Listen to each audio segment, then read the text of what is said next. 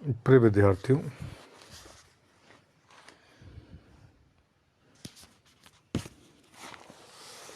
आज हम आपके सामने चर्चा करेंगे भूमि उपयोग की व्यवहारिक संकल्पना, जो मानव भूगोल के विषय तथ्यों में एक इम्पोर्टेंट टॉपिक है। ये संकल्पना कृषक या उत्पादक के व्यवहार एवं परिस्थिति से संबंधित है। व्यवहार से तात्पर्य संबंधित कृषक या उत्पादक के निर्णय से है। कृषक या उत्पादक स्वयं निर्णयकर्ता होता है कि वह निर्णय लेते समय निम्नलिखित समस्याओं से गुजरता है। पहला, उत्पादक का निर्णय स्वयं में एक जटिल प्रक्रिया है। मानव व्यवहार का यथार्थ निरीक्षण करना कठिन है। कृषक या उत्पादक का मूल उद्देश्य न्यूनतम लागत पर अधिकतम लाभ प्राप्त करना होता है। इसी प्रकार उपभोक्ता भी कम लागत पर अच्छी किस्म की अधिक वस्तु प्राप्त करना चाहते हैं।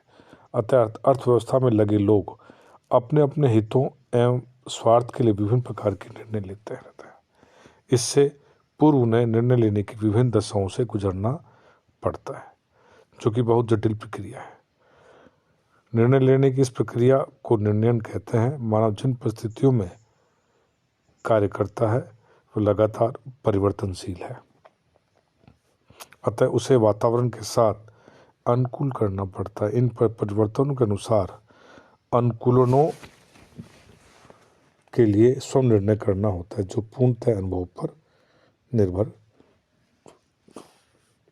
करता है। उत्पादक या कृषक कई बार निर्णय लेता है, जैसे एक कृषक वर्ष में फसल बोने के पूर्व कई बार निर्णय लेता है, और जब यही निर्णय संकल्प में बदल जाता है तो उसे कार्यान्वित करता है। अगर पूर्व विवेक के साथ निर्णयकर्ता कार्य करे तो हम यह बता सकते हैं कि किस प्रकार का अर्थतंत्र विकसित होगा।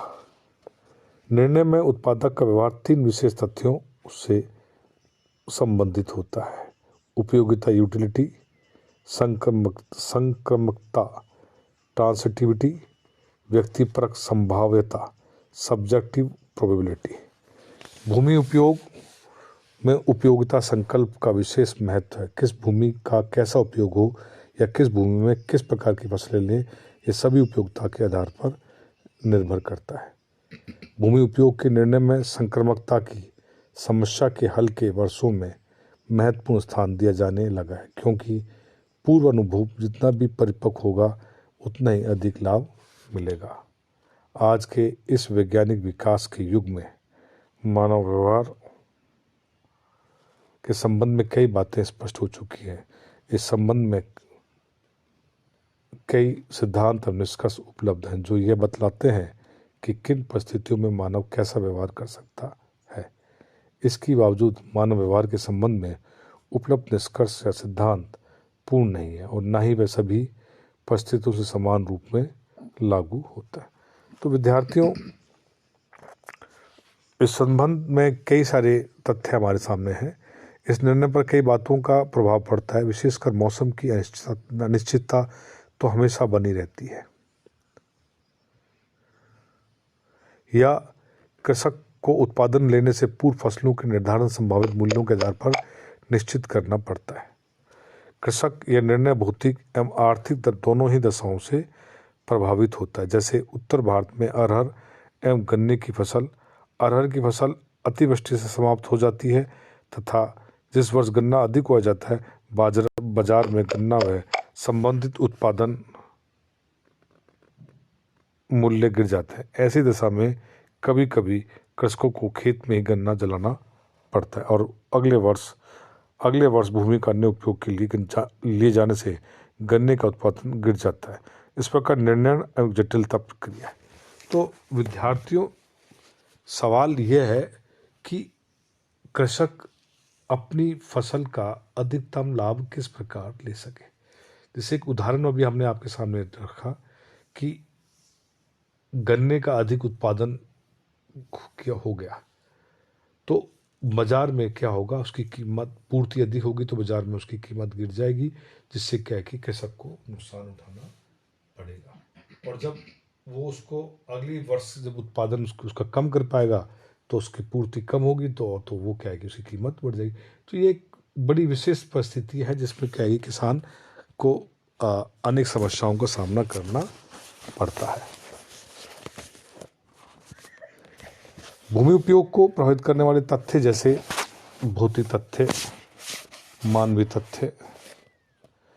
भौतिक तथ्यों के अंदर जलवायु है, धरातल है।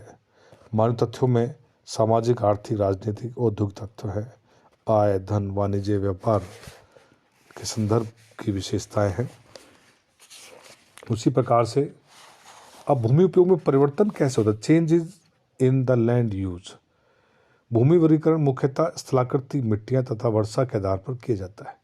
मानवीय आवश्यकताओं के अनुसार भूमि का विभिन्न रूप से उपयोग किया जाता है। जैसे भूमि का उपयोग गांव या शहर में निवास, मकान, उद्योग, सड़कें, यातायात, सुरक्षा, मनोरंजन आदि के रूप में किया जाता है। इस प्रकार भूमि के उपयोग के आधार पर वर्गीकरण आसान हो जाता है। परिवर्तन की जो प्रकृति है वो क्या है, नेचर ऑफ चेंज क्या है? बेसिकली विभिन्न उद्देश्यों से भूमि उपयोग में परिवर्तन प्राय उस क्षेत्र के परिवर्तन से जिसका उपयोग विभिन्न आशयों से किया जाता है। इस प्रकार उद्देश्यों से भूमि उपयोग में परिवर्तन हो जाता है। इसके साथ कार्यों के आधार पर परिवर्तन होता है, जैसे फसल भूमि बढ़ोतरी या कमी से कृषि के सघन व्यवस्थित उपयोग तथा उत्पादन आदि में परिवर्तन भूमि उपयोग के परिवर्तन को महत्वपूर्ण दिशा है। जैसे फसल भूमि बढ़ोतरी या कमी। कभी कभी परिवर्तन किसी एक फसल की भूमि की दूसरी फसल के उपयोग में लेने से होता है। कभी कभी चारागाह भूमि की फसलों के अंतर्गत लेने या अकृषि भूमि के कृषि भूमि में लेने के आधार पर भी होता है। एक और बढ़ती हुई आबादी, जनसंख्या के प्रतिरूप व सामाजिक जटिलताओं ने इस प्रकार के परिवर्तनों में अधिक योगदान दिया है। वहीं दूसरी ओर हमारे देश में कृषि भूमि के आयाम जो व्यवस्थागत रहे बहुत कम बदले। इस प्रकार परिवर्तन की दिशा भूमि के उपयोग में धीरे धीरे देखी जा सकती है। अब परिवर्तन के जो कारण हैं वो प्राकृतिक कारण है, सामाजिक कारक है या आर्थिक कारक है। आर्थिक कारक, सामाजिक कारक और प्राकृतिक कारों में हमने बात कर चुके हैं। जनसंख्या में जैसे आर्थिक परिवर्तन में जनसंख्या परिवर्तन, चेंज इन पॉपुलेशन, खान पान में परिवर्तन। खान पान परिवर्तन होगा तो हम उसी प्रकार से खेती करने की कोशिश करेंगे। नवीन कृषि साधनों की मांग, वैज्ञानिक तकनीकी में परिवर्तन, भूमि का अवमूल्यन हो जाए या साधनों में। संस्थागत परिवर्तन जैसे भूमि काश्तकारी है, भूमि स्वामित्व की है, जोत क्षेत्र है, मानवीय दक्षता है, सांस्कृतिक परिवर्तन है, सामाजिक उद्देश्य के हैं।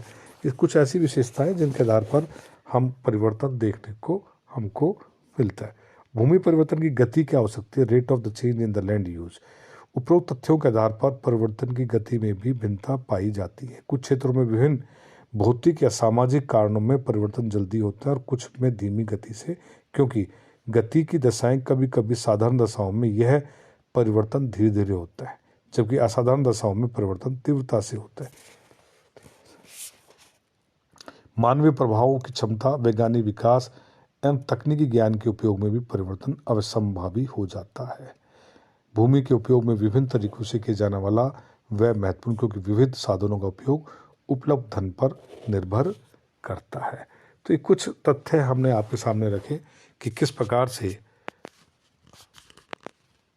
परिवर्तन होता है और उन परिवर्तनों से भूमि का मानवीय व्यवहार में हमको चीज़ें देखने को मिलती है। तो प्रिय विद्यार्थियों,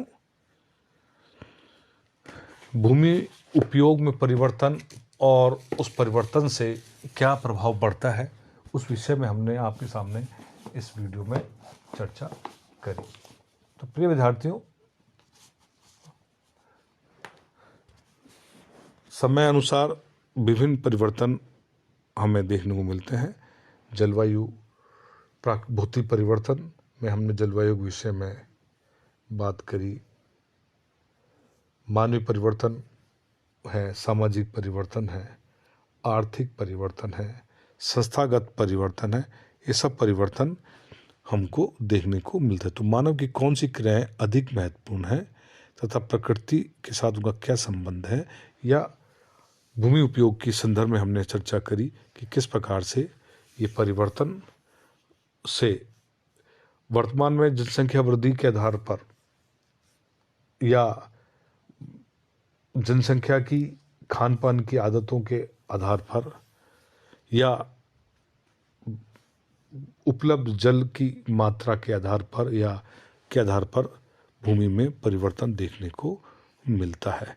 तो ये कुछ महत्वपूर्ण बिंदुओं के विषय में हमने थोड़ा सा टॉपिक की मानवीय कृषि के कृषकों के व्यवहार, भूमि उपयोग के संदर्भ में, उनके निर्णय लेने की प्रक्रिया के संदर्भ में आपसे चर्चा करी।